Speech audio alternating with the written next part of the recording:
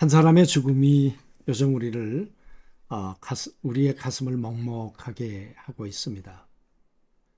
김진이라고 하는 논설위원이 스스로 삶을 끝냈죠. 그는 세상을 향한 유서라는 그 유언장에서 개인적인 사정으로 삶의 동력을 잃었습니다. 스스로 마감하고 미지의 세계로 떠납니다. 그러면서 유서를 써내려 갔습니다. 여러분, 우리도 언젠가는 죽음의 순간이 다가올 것입니다. 내 죽음 앞에서 어떤 일들이 벌어질까요? 나를 어떻게 기억하고 무엇 때문에 나의 죽음을 안타까워할까요? 김진희 이분이 돌아가신 장례식장에 강호동 씨가 조의금을 2억을 가지고 찾아왔다. 그러면서 말하기를 내가 어렵고 힘들 때 대출을 받아서 김진 이분이 날 도와주었습니다. 은인이죠. 여러분, 그래서 죽음 앞에 정말 안타까운 마음으로 찾아와서 아버지에게 그 많은 조의금을 전달했다. 그렇게 잘 사는 분인데 왜 그런 선택을 했을까? 얼마나 힘들었으면 그러셨을까? 고인의 명복을 빌면서. 여러분, 오늘 아브라함의 죽음 앞에서 어떤 일이 벌어졌을까요? 창세기 25장 1절부터 18절까지 말씀을 묵상하도록 하겠는데요. 아브라함 삶에 가장 큰 고통이 있다면 무엇이었겠습니까? 그는 이스마엘을 낳은 것 아닐까요? 그리고 이스마엘을 내쫓아 버릴 수밖에 없었던 그 아버지로서의 아픔 아니었을까요? 그가 하갈 사이에서 이스마엘을 낳지 않았다면, 조금만 더 기다렸더라면 하나님이 이삭을 선물로 주셨을 텐데, 그랬다면 불행과 아픔의 씨앗은 없었을 것인데, 이삭이 태어나고 그리고는 하나님께서 이스마엘을 내보내라고 하셨어요. 통곡하며 내보냈겠죠. 가슴을 찢으며 내보냈겠죠.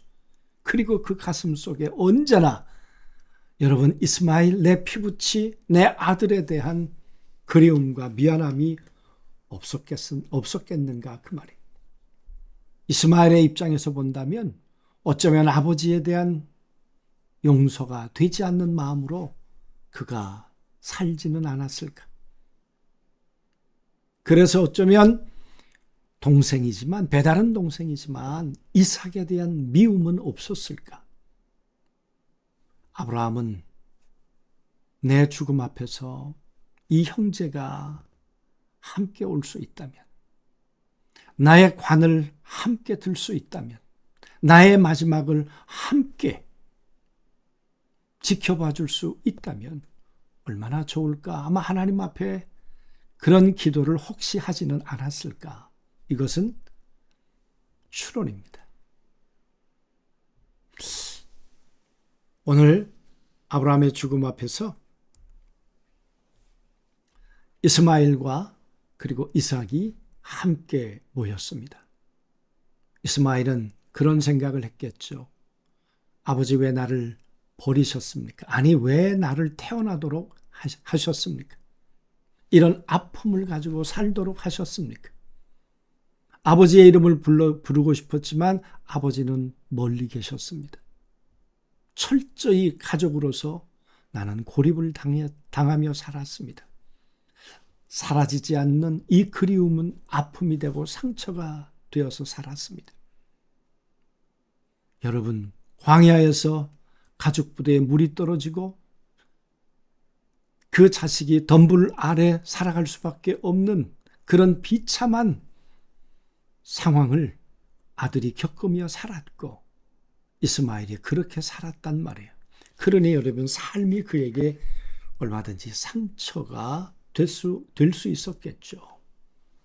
한 사람은 약속의 자녀로 아버지 품에서 자라고, 한 사람은 버림받아서 쫓겨나서 들판에서 광야에서 자라나고. 여러분, 이 둘의 만남이 어떻게 가능할까 그 말이에요. 그런데 감사하게도 오늘 아브라함의 죽음 앞에 이 형 아우가 마주 섭니다. 그래서 9절은 이렇게 말합니다. 그의 아들들인 이삭과 이스마엘이 그를 마므레 앞 헷 족속 소알의 아들 헤브론의 밭에 있는 막벨라 굴에 장사하였으니. 그러니까 두 형제가 아버지의 마지막 장례를 모셨다. 물론 주변에 얼마나 많은 사람들이 있었겠습니까? 그러나 이 두 형제가 하나가 되어서 아버지의 마지막 가시는 모습을 모시게 되었다. 그렇게 생각을 해보는 거죠. 아버지 아브라함의 평생의 가슴 아픈 이 가슴앓이를 하나님은 어쩌면 이런 모습으로 해결해 주시고 이스마엘의 응어리도 풀어 주셨던 것은 아닐까. 여러분, 이런 것이 우리의 힘으로 되겠습니까? 십자가의 사랑으로만 가능하겠죠. 우리 마음속에 하나님이 주신 은혜가 우리의 상처보다 더 커야 가능하지 않겠는가 그 말이에요. 나의 결심이나 얼어붙은 마음이 우리의 인간의 노력으로는 불가능하죠. 우리 안에 은혜가 들어올 때 나를 버린 것이 아니라, 아니, 아버지는 나를 버렸지만 하늘의 아버지는 나를 버리지 않았다. 이 아버지, 하늘의 아버지의 사랑이 더 커서 미움이 녹아내리게 되는 것이 아닐까. 십자가의 원수를 형제로 만들고 상처를 사랑으로 바꾸는 이 놀라운 이야기가 우리의 이야기가 될 수 있다면 그건 하나님의 은혜일 것입니다. 상처와 단절, 바로 이 단절을 뛰어넘을 수 있는 것은 십자가의 은혜이겠죠. 오늘 말씀에서는 아버지의 은혜, 하늘 아버지의 은혜, 그리고 아버지 아브라함의 간절한 소망, 기도였겠죠. 그래서 이 둘은 아버지 죽음 앞에서 함께 장례를 모시게 되었다. 그래서 골로새서 말씀은 이렇게 말합니다. 십자가의 피로 화평을 이루사 만물고 땅에 있는 것들이나 하늘에 있는 것들이 그로 말미암아 자기와 화목하게 되기를 기뻐하심이라. 하나님이 우리에게 원하시는 것은 하나님하고의 화목, 그리고 어쩌면 아버지에게 받은 이 상처, 이것을 듣고 형 아우가 화해하는 이런 화해와 하나됨을 원하셨다는 거죠. 이제 가장 단단한 마음을 녹일 십자가 앞으로 한 걸음 우리가 내뒤로 가본다면 어떤 스텝으로 우리는 가야 할까? 묻어둔 상처와 그 마음을 조용히 떠올려 보십시오. 상처는 언제나 현재입니다. 40년이 지났는데도 오늘 내가 상처를 입은 것처럼 아픕니다. 내 힘을 내려놓고 십자가의 은혜 앞으로 나오십시오. 날 위해 돌아가신 예수, 날 용서하신 예수, 그 예수 그리스도의 십자가 은혜 앞에 우리가 서야 한다는 거죠. 오늘 이스마엘은 인간의 아버지보다 하늘의 아버지의 은혜가 더 큰 그 은혜 앞에 서야 그의 발걸음이 막벨라 굴을 향해 나올 수 있었던 것처럼 우리도 그 은혜 앞에 서야 한다는 거죠. 마음이 높고 새로운 용서의 능력이 채워지기를 우리가 소원해야 되겠죠. 하나님의 거룩한 형상으로. 여러분, 오늘 이 말씀을 우리가 다시 한번 떠올리면서 때를 따라 우리에게 은혜를 주시는 하나님의 보좌 앞에 나가서 내 상처를 주의 은혜로 덮어주시기를, 거룩한 성령의 은혜로 나를 덮어주시기를 그렇게 갈망하는 오늘 하루 되었으면 좋겠습니다. 하나님 아버지,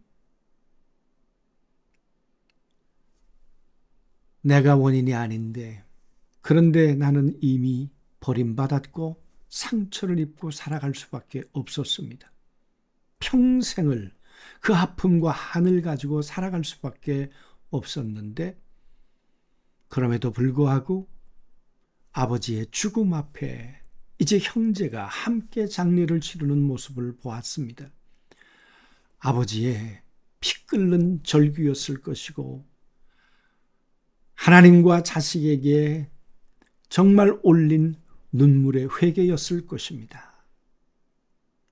마지막 하나님께서 아브라함에게 복을 주셨다면 이것도 복일 터인데, 아버지, 우리의 남은 삶을 주의 은혜로 인도해 주옵시고, 우리가 죽음 너머에 우리의 장례식장 앞에 아름다운 그림이 펼쳐질 수 있도록 하나님 은혜를 더하여 주옵소서. 우리 구주 예수 그리스도 이름으로 기도하옵나이다. 아멘.